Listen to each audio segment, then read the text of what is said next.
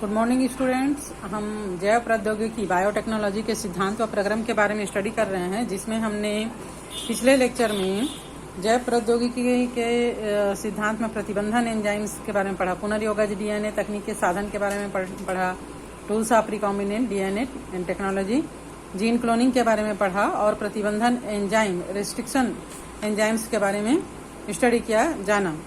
आज हम देखते हैं इसी प्रतिबंधन एंजाइम में पैलिंड्रोम क्या होता है। पैलिंड्रोम की चर्चा मैंने पहले भी किया था। इसके पहले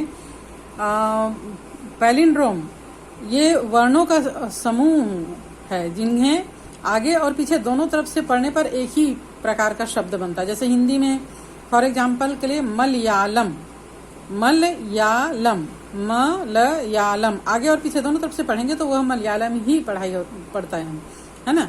इसी प्रकार का शब्द पैलिंड्रोम और डीएनए पैलिंड्रोम में डीएनए में भी पैलिंड्रोम होता है, पर दोनों में एक बेसिक अंतर यह है कि डीएनए में पैलिंड्रोम 4 युग्मकों का एक ऐसा अनुक्रम होता है जो पढ़ने के अभिविन्यास को समान रखने पर दोनों लड़ियों में एक जैसा पढ़ा जाता है।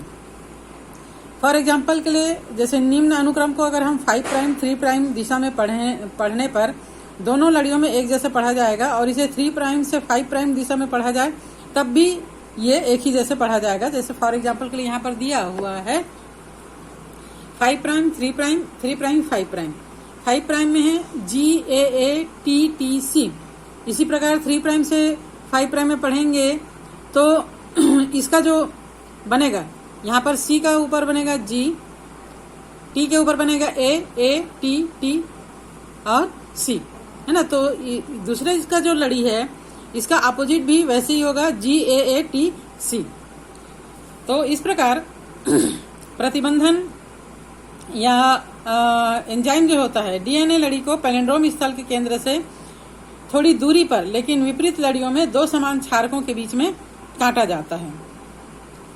हमने पिछले लेक्चर में पढ़ा था कि जो प्रतिबंधन एंजाइम होता है वह डीएनए के खंड को, जिस डीएनए को हमको लड़ी से अलग करना है उसको पहचान कर उसको अलग करता है। तो पैलिंड्रोम स्थल के केंद्र से थोड़ी दूर इधर और उधर दोनों तरफ, है ना, राइट एंड लेफ्ट साइड में दोनों तरफ थोड़ा थोड़ा दूर तक का क्षारक को पहचानता है और उसको काटता है। इसके फलस्वरूप सिरों पर एक लड़ी भाग रह जाता है।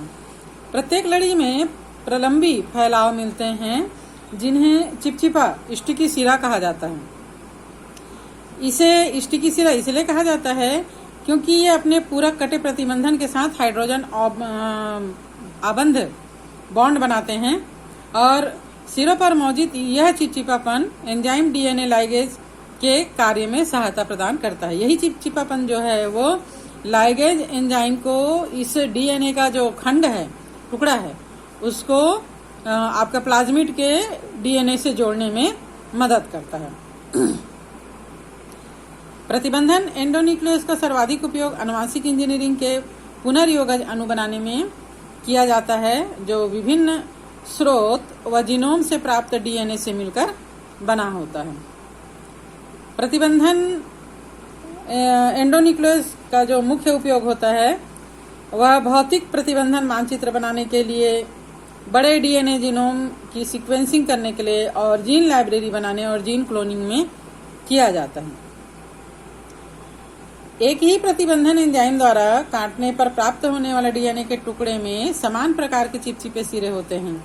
इन्हें लाइपेज एंजाइम की सहायता से आपस में जोड़ दिया जाता है और जब तक संवाहक और स्रोत डीएनए एक ही प्रतिबंधन एंजाइम द्वारा नहीं काटे जाते तब तक पुनर्योजक संवाहक अणु का निर्माण नहीं होता है।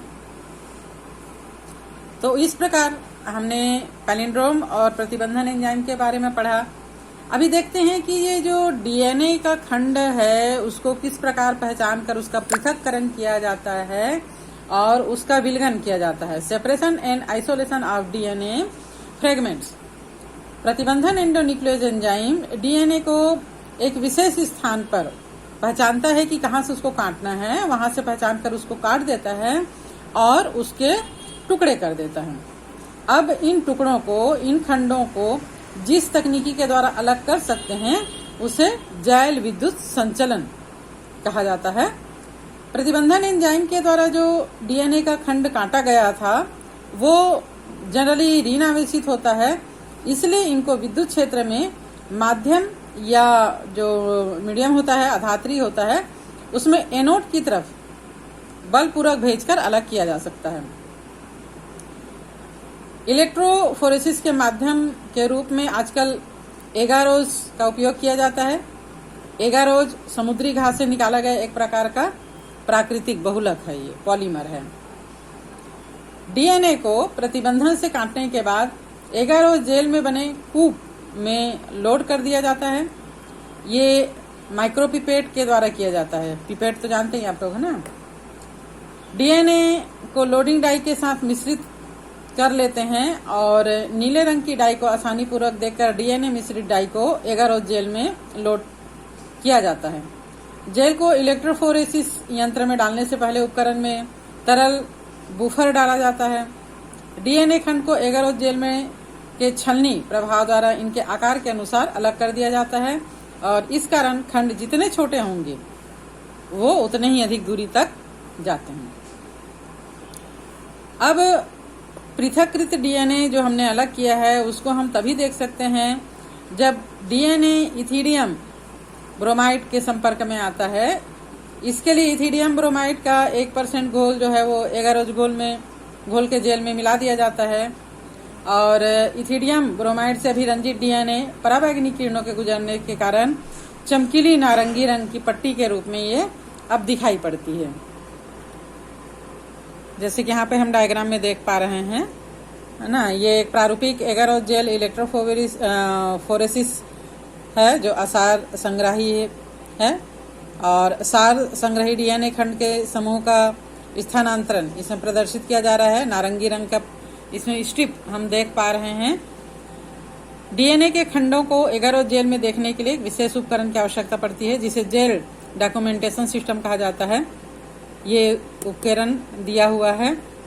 डीएनए की पृथक्कृत पट्टियों को एगारोज जेल से काट कर निकाला जाता है और जेल के टुकड़ों को निष्कर्षित कर दिया जाता है, छानकर अलग कर दिया जाता है। इस प्रक्रिया को छालन फिल्ट्रेशन कहा जाता है।